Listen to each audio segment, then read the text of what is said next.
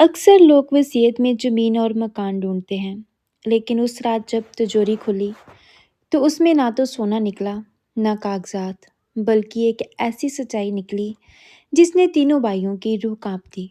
चंदनपुर गांव के उस पुराने पुश्तैनी मकान के आंगन में आज एक अजीब सा सन्नाटा पसरा हुआ था। सूरज ढल रहा था, लेकिन घर के अंदर का माहौल किसी तूफान के आने से पहले की खामोशी जैसा था। बाबूजी को गुजरे हुए आज 13 दिन पूरे हो चुके थे। छोटा बेटा अवि अपनी बूढ़ी माँ शारदा देवी के पास जमीन पर बैठा उनके पैरों में सरसों के तेल की मालिश कर रहा था। माँ, थोड़ा दूध पी लो, सुबह से कुछ नहीं खाया आपने, अवि ने बड़ाई आवाज में कहा। शारदा देवी ने कोई जवाब नहीं दिया। उनकी आंखें दीवार पर टंगी बाबूजी की तस्वीर पर टिकी थी, जिस पर अभी भी ताजा हार चढ़ा हुआ था। अवि ने शहर की चकाचौंध को कभी नहीं चुना। उसने गांव में रहकर एक छोटी सी किराने की दुकान संभाली, ताकि बुढ़ापे में माँ बाप को अकेले का सहारा ना हो। उसके लिए सेवा ही सबसे बड़ी दौलत थी। तभी बाहर दो गाड़ियां आकर रुकी। धूल के गुबार के बीच से बड़े भाई आदर्श और मझले भाई निखिल उतरे।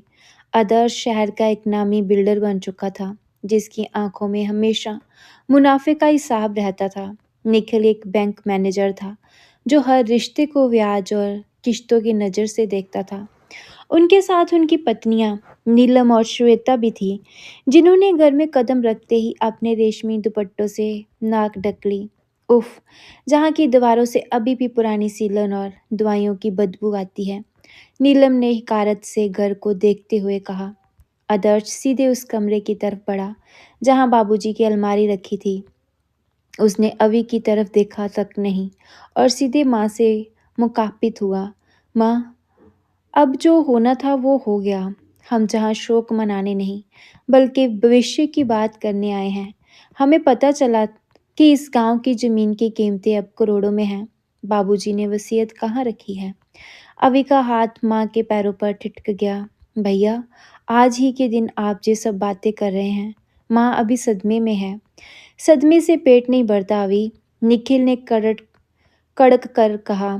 हमें पता है कि बाबूजी ने अपनी पूरी जिंदगी की कमाई उस काली तिजोरी में बंद कर रखी है। वसीयत सामने लाओ। हमारे हमें हमारा कानूनी हिस्सा चाहिए।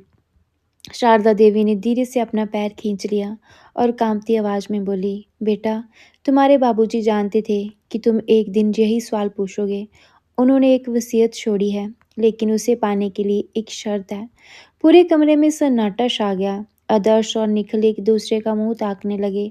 माँ ने अलमारी से एक पुराना लकड़ी का संदूक निकाला और उसकी चाबी अभी को दे दी। जैसे ही संदूक खुला, सबकी आंखें फटी की फटी रह गई। अंदर कोई कागज या गहने नहीं थे, बल्कि पीतल के 3 पुराने लोटे रखे थे। उनके बीच एक पीला पड़ चुका पत्र था। पत्र पर बाबूजी की लिखावट थी। मेरे तीनों बेटों, वसीयत उसी को मिलेगी जो अपनी माँ के दिल की चाबी हासिल करेगा। अगले दिन अगले 3 महीनों तक माँ बारी बारी से तुम तीनों के पास रहेगी। जो बेटा माँ को सबसे ज़्यादा खुश रहेगा, माँ उसे अपना लौटा दे देगी। जब ये तीनों लौटे एक साथ मिलेंगे, तभी इस घर के गुप्त तहखाने का रास्ता खुलेगा, जहाँ असली खजाना है। आदर्श और निखिल की आंखों में लालच की चमक आ गई। उनके लिए माँ अब एक इंसान नहीं, बल्कि उस तिजोरी की चाबी बन चुकी थी। बाबूजी की शर्त के अनुसार पहले महीने को बड़े बेटे आदर्श के साथ शहर जाना था। आदर्श का शहर में एक बहुत बड़ा बंगला था, जहाँ हर तरफ संगमरमर की चमक और नौकरों की फौज थी। माँ जब अपनी छोटी सी पोटली लेकर उस बड़ी सी गाड़ी में बैठी तो उनकी आंखें गांव की उस कच्ची मिट्टी को ढूंढ रही थी, जहाँ उन्होंने अपनी पूरी जिंदगी बिताई थी। बंगले पर पहुंचते ही आदर्श की पत्नी नीलम ने माँ का स्वागत तो किया, लेकिन उस स्वागत में ममता नहीं, औपचारिकता थी। उसने माँ को घर के कोने में स्थित एक छोटे से कमरे में ले जाकर कहा, माँ जी, ये आपका कमरा है। और हाँ, एक बात ध्यान रखिए, घर में कीमती कालीन और विदेशी सोफे हैं, तो आप अपने कमरे से बाहर कम ही निकलिएगा। और जब हमारे हाई प्रोफाइल दोस्त घर आए तो आप रसोई की तरफ मत आना। माँ चुपचाप सुनती रही। उन्हें खाना तो चांदी की थाली में दिया जाता, लेकिन वे खाना अक्सर ठंडा होता था, क्योंकि उसे एक नौकर परोसता था।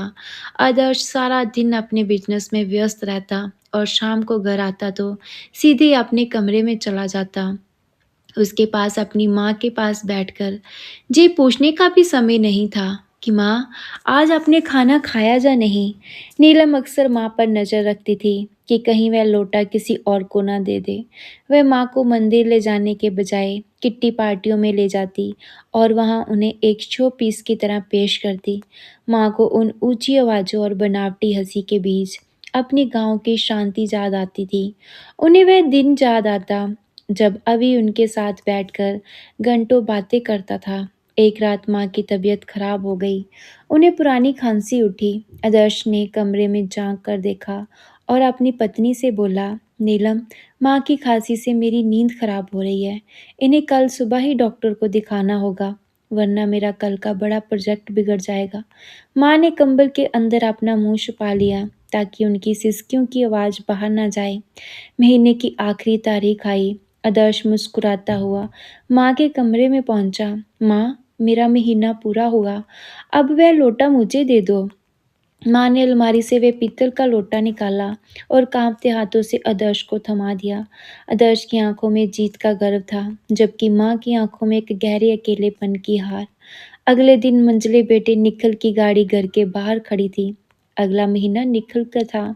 निखिल ने अपनी गाड़ी में माँ को बिठाया और अपने साथ शहर के उस अपार्टमेंट में ले गया जहाँ वह रहता था। निखिल स्वभाव से बेहद कंजूस था। उसके मन में एक ही हिसाब चल रहा था। आदर्श ने माँ को शाही ठाठ में रखा, लेकिन मैं माँ को घरेलू माहौल का एहसास दिलाकर उनका दिल जीत लूँगा और अपना पैसा भी बचा लूँगा।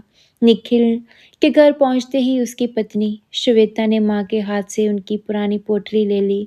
उन्हें बड़े प्यार से कहा, माँ जी, जहाँ नौकरों का क्या भरोसा, मैं चाहती हूँ कि आप घर का खाना खाएं और थोड़ा बहुत हाथ बटाएं, तो आपका मन भी लगा रहेगा और शरीर भी चुस्त रहेगा। लेकिन हाथ बटाने का असली मतलब माँ को जल्द ही समझ आ गया। अगले ही दिन से श्वेता ने घर की काम वालियों को हटा दिया। वे माँ से कहती, माँ जी, आज मेरी पीठ में बहुत दर्द है, क्या आप थोड़े बर्तन धो देंगी? जा माँ जी, बच्चों को स्कूल भेजना है, आप जरा सब्जी काट देंगी। देखते ही देखते 10 साल की शारदा 70 साल की शारदा देवी उस घर की अनकही नौकरानी बन गई। निखिल और श्वेता अक्सर उनके सामने अपनी आर्थिक तंगी का रोना रोते। निखिल कहता, माँ, बैंक की नौकरी में अब पहले जैसा दम नहीं रहा, बच्चों की फीस भरनी मुश्किल हो रही है।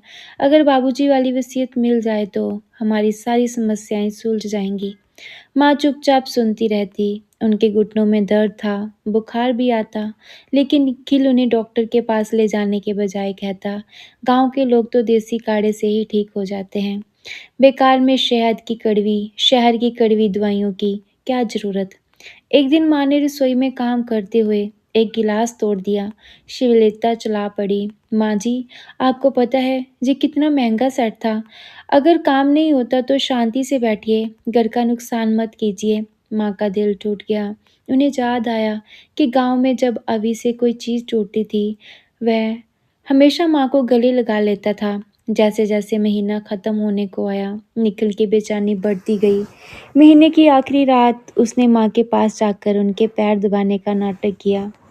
माँ, मैंने और श्वेता ने आपकी कितनी सेवा की है, ये तो आपने देखा ही है। वह दूसरा लोटा अब मुझे दे दीजिए। माँ ने बिना कुछ कहे संदूक से दूसरा पीतल का लोटा निकाला और निखिल की हथेली पर रख दिया। निखिल की आंखों में करोड़ों की दौलत नाचने लगी। उसे माँ के दर्द से कोई मतलब नहीं था, उसे बस उस चाबी से मतलब था। अगले ही दिन उसने अभी को फ़ोन किया। अभी, अपना कोटा पूरा हुआ, माँ को आकर ले जाओ, मेरा ट्रांसफ़र होने वाला है और मेरे पास अब समय नहीं। जैसे ही अभी की पुरानी टैक्सी गाँव की धूल भरी सड़क पर रुकी, अभी भागकर गाड़ी के पास पहुंचा। उसने देखा कि माँ की हालत 2 महीने में ही बहुत खराब हो चुकी थी। उनके चेहरे की चमक गायब थी, आंखें अंदर धंस गई थी और वह कमज़ोर लग रही थी। अभी ने बिना कुछ कहे माँ को सहारा देते देकर गाड़ी से उतारा और सीधे गोदी में उठाकर घर के अंदर ले गया। माँ, आप इतनी कमज़ोर कैसे हो गई? अवी की आंखों में आंसू थे। उसने माँ को उनकी उस पुरानी खाट पर लटाया, जहाँ उन्हें सुकून मिलता था। जानकी अवी की पत्नी रसोई से गर्म पानी और काढ़ा लेकर दौड़ती हुई आई। उसने माँ के गंदे कपड़े बदले और उनके पैरों में शाले को देखकर फूट-फूट कर रोने लगी। माँ जी, क्या शहर में कोई डॉक्टर नहीं था? आपकी ये हालत किसने की? माँ ने बस जानकी का हाथ थाम लिया और धीरे से बोली, बेटा शहर में डॉक्टर तो बहुत थे, पर दवा देने वाला कोई अपना नहीं था। अगले 15 दिनों तक अवि और जानकी ने दिन-रात एक कर दिया। अवि ने अपनी दुकान बंद रखी ताकि वह माँ के पास बैठ सके। वह उन्हें अपने हाथों से दलिया खिलाता, उनके बालों में तेल लगाता और रात भर जागकर उनके सराहने बैठता ताकि उन्हें अकेलापन महसूस ना हो। जानकी माँ के लिए नीम के पानी से सेक करती और उन्हें पुरानी कहानियाँ सुनाती। गाँव के इस घर में ना तो चांदी की थाली थी और ना ही मखमली सोफे, लेकिन जहाँ वह अपनापन था जो शहर के बंगलों में गायब था। माँ का स्वास्थ्य धीरे-धीरे सुधरने लगा। उनके चेहरे पर फिर से वही मुस्कान लौटने लगी, जो बाबूजी के जाने के बाद कहीं खो गई थी। एक शाम माँ ने अभी को अपने पास बुलाया, "अभी बेटा, अब आखिरी महीना भी खत्म होने को है। क्या तूने मुझसे वह तीसरा लौटा नहीं माँगा?" अभी ने मुस्कुराकर माँ का हाथ चूम लिया। "माँ, मुझे वो लौटा नहीं चाहिए, मुझे तो बस आप चाहिए। भैया और मंझले भैया को वह खजाना मुबारक हो। मेरा खजाना तो आपकी इस मुस्कुराहट में है। मैं चाहता हूँ कि आप हमेशा यहीं रहो, ये घर कभी ना बिके।" माँ की आँखों में तृप्ति के आँसू थे। उन्हें समझ आ गया कि उनके तीनों बेटों में से किसने उसकी आत्मा को समझा है। उन्होंने चुपचाप तकिए के नीचे से वह तीसरा पीतल का लोटा निकाला और अभी के हाथ में जबरदस्ती थमा दिया।